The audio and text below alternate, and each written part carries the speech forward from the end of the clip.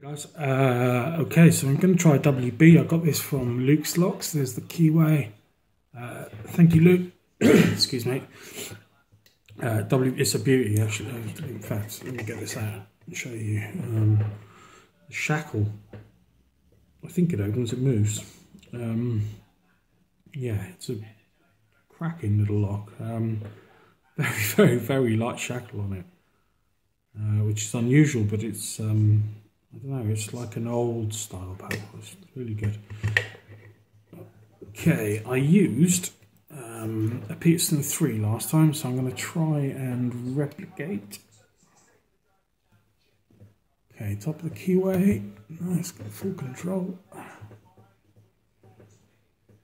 And I'm assuming it's a 5-pin. 1, 2, 3, spring in, 4. Okay, I think I overset something there. Okay, 1 spring in, 2 spring in, 3 spring in. I've got a bit of tension, not a huge amount.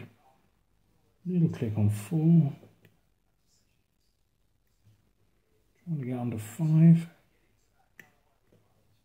I think there's a little click. Just make sure there's not 6. I don't think there was. A little bit on 1. A little bit on 3.